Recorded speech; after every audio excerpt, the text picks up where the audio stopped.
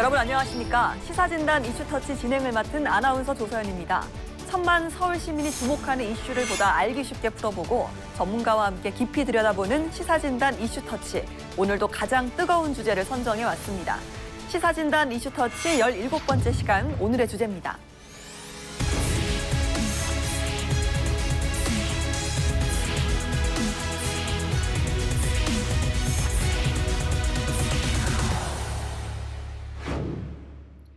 서울시가 노후 저층 주거지 개발의 새로운 정비 방식으로 모아타운을 추진 중입니다. 서울시는 지난 10월 20일 모아타운 대상지 선정위원회를 열고 2022년 하반기 모아타운 대상지로 선정된 지역 26곳을 발표했는데요.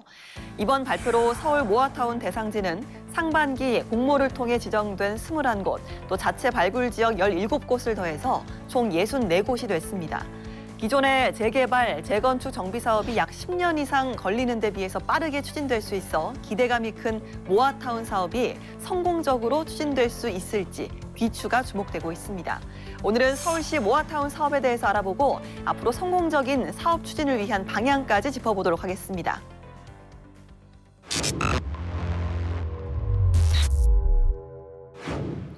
네, 이슈의 쟁점을 풀어보는 이슈플러스입니다. 이제부터 서울시의 모아타운 사업에 대한 다양한 이야기들 나눠보도록 할 텐데요. 오늘은 연세대학교 전경대학원 금융부동산학과의 한문도 교수, 서울 강서재개발연합의 신진호 의장과 함께 하겠습니다. 두 분 어서 오십시오. 네, 안녕하세요.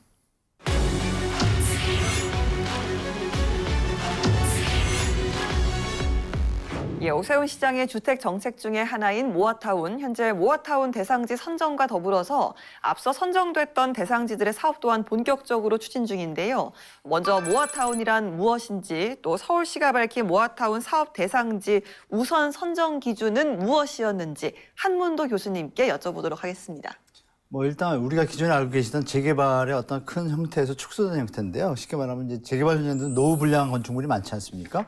그러니까 저층 주거지도 많고, 그러니까 그런 대상들에 대해서 면적을 이제 10만 제곱미터로 일단 섹터를 정해놓고 그 형태에 대해서 노후 불량한 건축물의 비중이 2분의 1 이상일 때 그 지역을 모아타운으로 이제 지정을 해주고, 모아타운의 안에는 이제 여러 가지 개발 형태가 있습니다. 예전에 소규모 및 빈집 및 소규모 주택 정비에 관한 특별법이 있어요. 그 안에 이제 우리가 많이 듣던 가로정비주택, 자율주택 정비, 소규모 재건축, 재개발 이 네 개를 합해서 하나하나의 섹터를 합쳐가지고 하나의 이제 광역적인 이제 개발로 조금 효율성을 높이고자 오세훈 시장께서 발표한 내용인데, 모아타운에 대해서 이제 이런 사업 형태로 진행이 되는데, 다만 이제 이게 섹터가 너무 넓다 보니까 아까 말씀드린 하나하나의 섹터들이 어떤 하나의 주체가 되다 보니까 이 부분에서 이제 법적인 제도는 좀 보완이 필요한 게 좀 보이는 그런 사업의 형태입니다. 예. 자, 신진호 의장께서는 현재 강서재개발연합에서 활동 중이시거든요. 강서구도 모아타운으로 선정된 지역들이 있는 걸로 알고 있습니다. 대상지로 선정된 지역에서 이 모아타운에 대한 주민들의 기대감, 반응은 좀 어떻습니까? 네, 강서구 같은 경우는 타 구에 비해서 모아타운으로 선정된 곳들이 상당히 많고요. 그래서 주민들의 기대감은 매우 높다라고 일단 볼 수가 있어요. 그리고 기대감이 높은 만큼 걱정거리들도 있는 것이고요. 기대감이 높은 이유는 강서구 같은 경우는 항공고도 제한이나 혹은 신축 난립으로 인해서 지분 쪼개기가 너무 많이 되어 있고, 그래서 도정법에 따른 정비구역 지정 요건이 낮아진 노후도로 인해서 충족이 안 됐었는데, 모아타운 같은 경우는 이제 노후도가 좀 완화가 되었어요. 그리고 이제 산 주변으로 보면은 일종 일반 주거 지역이 있는데, 이제 다른 종류의 사업 같은 경우는 서울시가 일종 일반 주거 지역에 대한 종상향을 좀 잘 안 해주려고 하는 성향이 있었으나, 모아타운 같은 경우는 빈집법 시행령상에 일종 일반 주거 지역을 이종 일반 주거 지역으로 종상향을 명시를 하고 있어서 그런 부분들이 불가능이 가능해진 부분들이 상당히 기대감이 있는 것이고, 반면에 아직은 이게 사업 초기 단계다 보니 건축 협정이니 거점 사업이니 이런 내용들이 아직 시행령이나 이런 조례 내용들이 구체화되지 않은 부분이 있고 좀 난이도가 어렵습니다. 그래서 이런 부분들이 좀 난제이라고 생각합니다. 예, 기대가 있지만 그만큼 또 걱정이나 고민도 좀 있다라는 말씀 해주셨어요. 사실 지난 정부에서 강서구 지역에서는 도심 공공주택 복합 사업을 추진하기도 했었습니다. 그런데 오세훈 시장 취임 이후에는 이제 모아타운으로 전환을 해서 지역 개발을 추진 중인데, 이렇게 전환하게 된 이유가 따로 있을까요? 이게 정비 사업이란 것이 의도치 않게 이제 정치권의 그 정치적 환경의 변화가 이제 많은 영향을 미치게 되는 것 같아요. 예. 그런데 이제 정비 사업이라는 거가 여러 가지 종류가 있는데 어떤 종류를 선택해야 되냐는 문제가 이제 어려운 문제이고, 그거는 자기 자신을 잘 알고 또 외부적인 환경을 잘 알고 이 두 개가 다 충족이 돼야 되는 것 같아요. 그래서 정비 사업 종류별로 모아타운에 어울리는 곳이 있어요. 그리고 그 곳이 다른 정비 사업이 동시에 어울릴 수도 있는 것이고요. 예를 들어서 등촌 이동 같은 경우는 작년에 복합 사업과 모아타운을 동시에 추진을 했으나 이제 복합 사업에 대해서는 일종 일반 주거 지역이라는 이슈에 대해서 서울시와 국토부가 의견이 좀 불일치했고, 그래서 이제 모아타운으로 할 수밖에 없는 상황이 되었던 것이고, 또 이제 화곡동 일부 지역 같은 경우도 복합 사업을 추진을 했으나 모아타운으로의 입지 조건, 그 가로 요건 충족이 좀 잘 어울리는 지역들이 이제 사업 전환을 또 하고는 있고요. 그리고 이제 향후에 현 정권에서는 민간 복합 사업, 신탁이나 리츠가 시행하는 복합 개발에 대해서도 입법을 이제 예정을 하고 있기 때문에 그런 부분이 어떻게 변화하는 것인가. 그리고 이제 지금 서울시 조례가 반지하가 있는 건축물의 노후도를 20년으로 도시계획 조례를 완화하는 안이 지금 올라와 있는데, 그 부분이 이제 해당 상임위에서 어떻게 논의가 되느냐에 따라서 강서구 같은 경우는 아까 말씀드린 것처럼 좀 신축으로 인한 노후도가 낮아져 있으나 또 반지하 비율도 아주 높거든요. 네. 그래서 이제 그런 법령 변화에 따라서 아마도 신속 통합으로 가능하게 되는 지역들도 또 있을 것 같아요. 그래서 그런 것들을 좀 찾아가는 과정 중에서 사업의 종류가 변경이 되는 것이고, 또 이게 필연적으로 정치권의 어떤 이 변화와도 좀 연동되어서 움직이는 부분이 있습니다. 예, 지역마다 이제 알맞은 주택 정비 사업을 고려를 하다 보니 변화가 있었던 것이다라고 좀 정리를 해보겠습니다. 자, 오세훈 서울시장이 이제 서울시 주택 정책 중에 하나로 이 모아타운을 추진하는 이유에 대해서 짚어보도록 하겠습니다. 먼저 한문도 교수님. 네. 우리 시청자분들이 아셔야 될 게 소규모 그 주택정비법 빈집미 그 법에 의해서 아까 말씀드린 네 가지 있지 않습니까? 자유형, 가로주택, 그리고 소규모 재개발, 재건축 네 가지가 지금 할 수가 있습니다. 다 할 수 있는데 따로따로 하는 것보다는 같이 하자가 이제 모아타운이에요. 그래서 그 따로따로 하던 법에 있는 내용들을 이름을 바꿔서 모아주택이라고 표현합니다. 오세훈 시장은 법에는 없어요. 법에는 아무 데도 명시된 데가 없습니다. 그러니까 이거는 그냥 나쁘게 얘기하면 포퓰리즘이고 좋게 얘기하면 앞으로 이거를 법제화하겠다 해서 서울 시민의 주거 환경을 좀 쾌적하게 만들겠다. 효율적으로 이 얘기고, 거기다가 12, 서울시의 이제 도시 정비 기금이라는 게 좀 모인 게 있습니다. 그런 부분을 좀 밝히진 않으셨지만 그런 부분을 투입을 해서 10만 제곱미터의 정비구역 모아타운이 하나 생성되면 최대죠. 최대 371억 또 500억 얘기도 나오고 국비까지 지원되면 이런 어떤 지원이 많겠다라는 어떤 그 미래에 대한 기대감을 많이 주셔가지고 지정을 많이 했잖아요. 그러니까 지정을 했으면 이제 문제는 뭐냐면 이거를 이제 계속 이어갔을 때 1, 2년 안에 되질 않아요.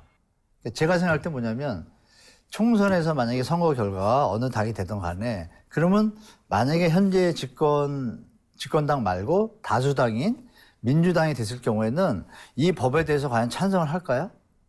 이런 정치적인 좀 난관이 조금 있습니다. 이건 법을 고쳐야 되는데 아니면 시에서 자체적으로 조례로 가야 되는데 조례로 가기에는 이미 말씀드린 아까 그 소규모 그 법에 다 담겨져 있어요.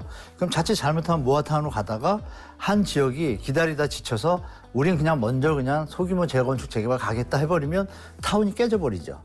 이런 좀 문제도 있습니다. 그래서 제가 볼 때는 모아타운을 꺼낸 이유는 명분과 방향성은 너무 좋습니다. 좋은데 자칫 이게 중장기 계획을 세우고 법안부터 다 고치는 과정은 로드맵이죠. 쉽게 말하면 사업의 로드맵. 법안이 고쳐져야 이게 확실히 진행된다라고 심어준 다음에 이렇게 지정을 하고 하는 순서가 되는 게 정상인데 지정부터 해두고 법을 나중에 고치겠다는 건 뭐예요? 주민들을 볼모로 선거와 연결되는 모양새라서 그 부분은 좀 애매모호합니다. 제가 볼 때. 그래서 그런 부분이 아쉽기는 하지만 방향성과 어떤 시민들을 위한 어떤 정책의 어떤 길은 맞다라고 좀 말씀드리겠습니다. 예, 신진호 의장께서 생각하는 오세훈 시장이 주택 정책으로 모아타운을 꺼낸 이유 무엇이라고 생각하시나요? 네, 이제 모아타운이 아무래도 오세훈 시장님께서 만든 이름이에요. 이거 모아라는 게 모아 오시면 더 인센티브를 드립니다라는 뜻이고 타운이라는 말도 사실 친숙하고 그래서 이름을 참 잘 지으셨다라고 이제 생각이 되고요. 그렇지만은 이 모아타운이라는 거는 지난 정권에 그 변창흠 장관님께서 계시던 시절에 작년 6월 29일에 소규모 주택정비 관리지역이라는 내용으로 국회에서 법이 제정이 됐습니다. 그리고 그 이후에 시행령 시행규칙이 국토부에서 개정이 되었고 그리고 그 이후 12월에 서울시 의회에서 조례 개정이 된 이후 올해 1월에 오세훈 시장님께서 모아타운이라는 용어를 이제 공개적으로 이렇게 사용을 하셨고요. 근데 그 이전에는 이제 문재인 정권의 국토부에서 만들어 놓은 소규모 관리 지역을 서울시에서는 서울형 소규모 관리 지역이라는 이름으로 준비를 차근차근 해오고 있었어요. 그러니까 이것은 어떤 정치권의 변동과도 연동이 되어 있기도 하지만 실질적으로 뉴타운의 부작용, 어떤 이주 문제나 여러 가지 그 문제점을 어떻게 해결할 것이냐 그리고 서울시에서 개발 가능한 땅이 이제는 저층 주거지 위주로밖에는 남아있지가 않습니다. 그리고 저층 주거지는 주로 1종 일반 주거지역, 2종 일반 주거지역인데 서울시 같은 경우는 2종 7층이라는 개념이 있고요. 그래서 이제 그런 저층 주거지를 어떻게 과거의 부작용을 최소화하면서 개발을 할 거냐의 모델로서 그런 소규모 관리 지역이라는 개념이 이제 등장을 한 것이고 과거의 도시계획적인 그 고민들이 누적이 되어 온 과정 중에서 나타난 것이고 오세훈 시장님께서 그 개념을 일반 대중이 잘 이해할 수 있는 개념으로 이름을 붙이셨고 잘 추진을 하고 계신다라고 이제 저는 해석을 하고 있습니다. 예, 네. 알겠습니다. 자, 모든 정책이 좀 그렇긴 하지만 모아타운 정책에도 장점과 동시에 한계점도 있을 텐데요. 먼저 신 이장님께 생각하시는 모아타운의 장점과 또 한계 어떤 게 있을까요? 일단 장점은 아까 말씀드린 것처럼 노후도가 완화가 되고 그다음에 종상향이 명시가 되면서 이제 사업이 불가능했던 저층 주거지들이 가능해진 점이 가장 큰 장점이고 반면에 노후도가 낮아졌다라는 거는 지분 쪼개기가 그만큼 많이 되었다라는 의미거든요. 그래서 사업성 부족이 가장 큰 이제 어떤 이 도전해야 되는 극복해야 되는 단점인 것이고요.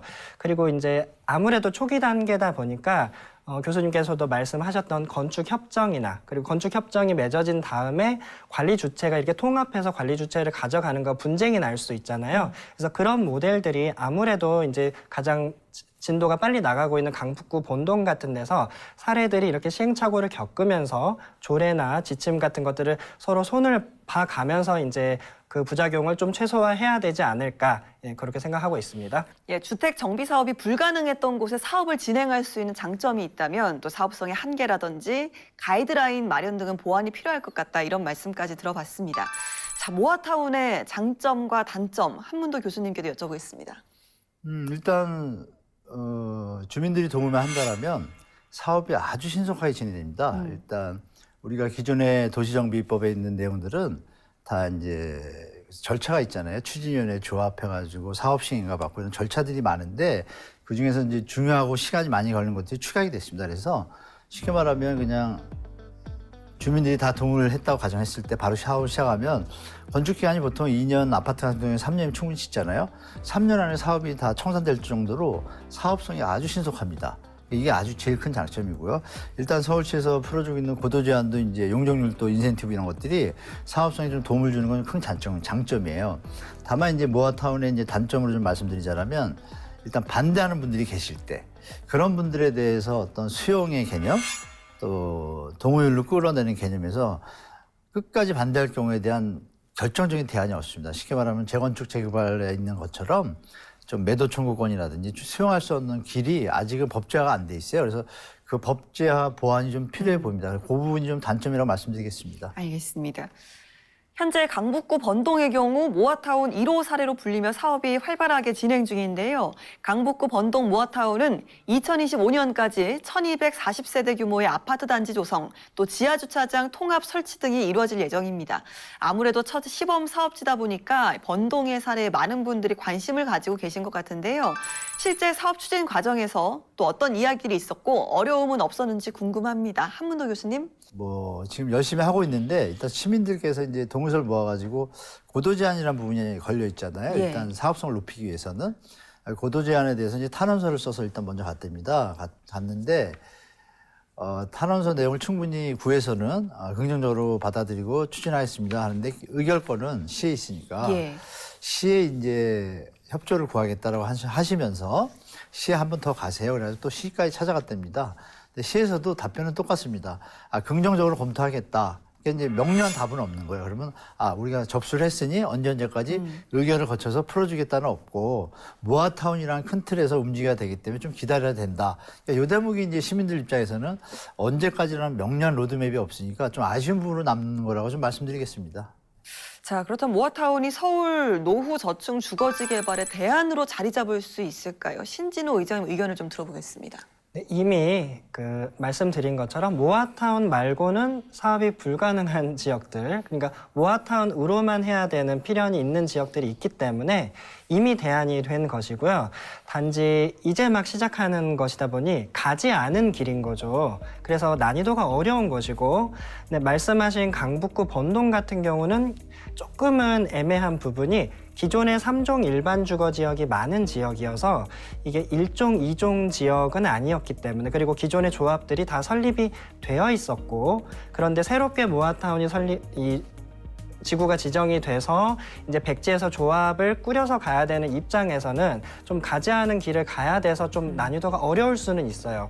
그리고 이게 땅도 사람처럼 각자 개성이 다 다르거든요. 그래서 어떻게 이 모아타운을 할 것인지는 그 땅을 가진 주민들이 스스로 판단을 잘 해보셔야 돼요. 스스로 가진 이 땅에 대해서 어떤 특성이 있는지, 어떤 방향으로 해야 할지, 그리고 외부적인 것들은 어떤지, 그래서 각 지역별로 좀 성공 사례들을 만들어내서 이렇게 누군가 그 길을 닦아 놓으면 뒤에 따라오기는 사실 좀 쉬운 거거든요. 그리고 서울시의 모든 거를 다 로드맵을 구체적으로 말을 해 주시라고 요청하는 것도 사실상 가지 않은 길을 서울시도 가지 않았기 때문에 오히려 주민들이 만들어가면서 지역별로 좋은 모델들을 만들어내고 서울시가 새로운 도시 계획을 더 합리적으로 추진을 할 수 있도록 오히려 주민들이 주인 의식을 가지고 도시 계획의 견문의 폭을 넓혀서 오히려 서울시 도시 계획을 주도하는 형태로 가야 하는 사업이 아닐까, 저는 이제 그렇게 생각을 하고 있습니다. 예, 각 지역에 맞는 모아타운 개발로 좀 다양한 성공 사례를 만드는 것이 중요하다는 말씀을 좀 해주셨습니다. 자, 한문도 교수께서는 서울 노후 저층 주거지 개발의 대안으로서의 모아타운 어떻게 평가를 하고 계신지요? 저는 사실 모아타운은 반대입니다, 개인적으로. 모아주택은 좋은데 모아주택이 모여서 모아타운이 되잖아요. 굳이 모아타운으로 규정화시켜서 명문화시켜서 가는 것보다는 모아타운을 앞에 두되 모아타운이 안 될 경우에 일단 기존에 있던 소규모 주택 정비에 관한 특별법에 의해서 충분히 다 할 수 있는 내용들이에요. 그 내용을 또 이제 발표 중에 이런 얘기도 했습니다. 만약에 어느 일단의 지역이 반대를 한다. 만약에 모아타운 내 9개의 소규모 지역이 있는데 그중에 한 지역이 반대를 하겠다. 우린 그냥 살겠다고 하면 그럼 그 부분은 빼고 하겠다는 겁니다. 그러니까 이게 또 원래 취지랑 또 안 맞잖아요. 그러니까 이런 부분에서 사실은 저는 개인적으로는 모아타운의 형태를 가는 거를 시에서 리딩은 해주되 강제성이나 규정화나 어떤 그런 방향으로 갈 것이 아니라 지금 아까 말씀하신 그 소규모별로 제일 좋은 최적의 방안을 찾아서 본인들이 모아타운이 아니어도 할 수 있다면 할 수 있는 거잖아요. 그것이 모일 때 도로 같은 것들이 만약에 합쳐져가지고 서로 좋은 도로가 따로따로 하나씩 있는데 2개 합쳐지면 넓어지잖아요. 효율적이잖아요. 이런 부분들을 서울시가 리딩해 주는 것이 낫지. 주민들한테 의장님 의견에 조금 반론인 것이 주민들이 생업에 바쁘신데 언제 그거 연구하고 있습니까? 서울시는 밥 먹는 거 걱정 없이 국민들이 낸 시민들이 낸 세금으로 이 일하라고 뽑아놓은 거잖아요. 그분들이 하셔야 된다고 저는 봐요. 그래서 물론 말씀드린 것처럼 주민들도 의식을 가지고 서울시의 어떤 입장이나 방향성에 대해서 문제가 있거나 이런 것들은 건의하고 고쳐나가고 그 과정 분명히 필요합니다. 예. 그러니까 요점적으로 말씀드리면 하여간 도움은 됩니다. 도움이 되는데 여러 가지 문제점들이 너무 많다. 이 부분이 좀 어떻게 해결될지 저도 좀 예측이 안 되는 상황입니다. 신진호 의장께서는 한문도 교수님 말씀 어떻게 들으셨어요? 일단은 서울시 이제 그 시의원분들 그리고 공무원분들 이런 분들이 사실 노력을 많이 하고는 계시고요. 근데 이제 어떤 부분에 있어서는 주민들이 더 나은 역량을 보여주는 분야도 있어요. 네. 그리고 근원적으로 정비 사업이라는 거가 도시 개발이 아니라 이 정비 사업은 주민들 여러 명 다수가 각자 가진 소유권 지분을 출자해서 하는 사업이란 말이죠. 그렇다면은 주인은 주민이지 서울시 공무원이 주인이 아닌 거거든요. 그래서 오히려 주민들이 이거가 좀 난이도가 높고 어려운 분야라고 하더라도 결과적으로 완성도 높은 그 도시계획이 실현이 되기 위해서는 공무원 그리고 민간 전문가분들 뿐만 아니라 주민도 이 전문가 못지않는 전문가가 되어야만 이 삼각편대가 형성이 되어야만 도시 계획이 완성도가 높게 결과물이 나올 수 있다라는 거를 좀 강조하고 제가 싶습니다. 좀 반론 드리고 싶은데요. 자꾸 주민들 말씀하시는데 주민은 소유권은 그대로 있거든요. 지금 그 배분의 형태가 다 같이 힘을 합친다는 건 맞아요. 맞는데 그거의 형태에서 주민들은 법이라는 것을 법이라는 틀을 벗어날 수 없습니다. 그러니까 법이 정비가 돼야 주민들이 협조를 하거나 말씀하신 내용을 알 수 있지만 법이 완비가 안 되는데 열심히 하면 뭐합니까? 법이 통과가 안 되면. 희망 고문이죠. 그러니까 그런 부분에서는 의장님께서 자꾸 주민들의 어떤 좋은 에너지를 원하시지만 주민들은 하지 말래도 자기 재산이 있으니까 시나 관계자들이 잘 정리해두면 거기 따라가고 검토하고 할 수 있어요. 그러나 그것이 안 돼 있는데 그것까지 주민들이 나서가지고 법을 고쳐달라고 이런 행위까지 한다는 거는 조금 본말이 좀 전도가 됐다고 저는 말씀드리겠습니다. 알겠습니다. 자, 앞으로 서울시는요, 모아타운 사업을 통해서 2026년까지 총 3만 가구 이상의 질 좋은 신규 주택을 짓는다는 계획입니다. 마지막으로 이 모아타운 정책의 성공적인 추진을 위해서 필요한 점이나 혹은 보완해야 하는 점이 있다면 한 말씀씩 짧게 듣도록 하겠습니다. 신진호 의장님. 일단은 서울시 그 주무부서 공무원들 그리고 SH 직원들의 수가 물리적으로 너무 적습니다. 따라서 예산을 확충하고 기술직 공무원들을 더 확충을 해야 되고 25개 자치구에서도 모아타운 후보지가 많은 구 같은 경우는 직원 수를 늘려야만 원활한 업무 처리가 가능하고요. 그리고 이제 주민 역량 강화를 제가 말씀을 드리는데 사실 민주주의 사회에서 지금 이제 지방자치 제도가 운영이 되고 있는 것도 지자체 조례 같은 경우도 주민들이 만들 수 있는 것인 거거든요. 대의민주주의는 이제 법을 주민들의 뜻을 따라서 만들게 시키는 그 정치인들을 뽑아서 활용을 하는 것이기 때문에 말씀하신 모아타운 관련해서도 미진한 부분들은 주민들이 제안해서 정치인들을 통해서 입법기관에서 입법이 될 수 있도록 만들어 나가면 될 것으로 보입니다. 감사합니다. 예. 자, 한문도 교수님께도 한 말씀 듣겠습니다. 보완해야 할 점 어떤 것도 있을까요? 일단 방향성과 정책은 너무 좋습니다. 주민들이 다 원하고 시민들이 원하는 양태인데 말씀드린 것처럼 여러 가지 좀 풀어야 할 좀 숙제들이 좀 있습니다. 그래서 저는 개인적으로 기존 사업에 대해서 일단 맞춤형으로 지원을 하는 형태, 주민들이 전체적인 그림에서 갇혀가지고 하는 것이 아니라 투트랙, 그러니까 주민들이 갈 수 있으면 가고 말씀 주신 좀 어려운 현장들은 시에서 적극 지원해서 주민들한테 맡겨서 리딩해서 올 것이 아니라 저는 시가 나서서 가기를 바랍니다. 역으로 말씀드리면. 그래서 시가 좀 적극적으로 나서가지고 뭐 인원 보충을 하시든지 예산을 투입해서 전문가들이 본격적으로 준비를 하면 제가 볼 때는 어떤 로드맵이 분명히 나올 거고 사업 프로젝트에 대한 설계가 다 나올 거거든요. 그것을 갖다 주민들한테 던져주고 의견 받고 하면 이게 좀 속도가 날 것 같아요. 그래서 제가 볼 때는 맞춤형, 투트랙 이렇게 같이 활용하시는 게 여지를 열어놓고 가시면 좋을 것 같습니다. 알겠습니다. 자, 지금까지 서울시의 모아타운 사업에 대해서 알아보고 앞으로 성공적인 추진을 위한 보완 방향까지 짚어봤습니다. 연세대학교 전경대학원 금융부동산학과 한문도 교수, 서울 강서재개발연합 신진호 의장과 함께했습니다. 두 분 고맙습니다. 감사합니다. 하반기 사업 대상지 선정 발표와 함께 활발히 추진 중인 오세훈표 노후 저층 주거지 개발 사업 모아타운. 기존의 정비 사업보다 속도감 있게 사업을 추진할 수 있다는 장점을 살리면서도 이를 성공적인 사례로 완성할 수 있는 보완책들이 뒷받침되기를 바라봅니다. 시사진단 이슈터치 오늘 준비한 순서는 여기까지입니다. 다음 시간에도 많은 시청 바랍니다. 여러분 고맙습니다.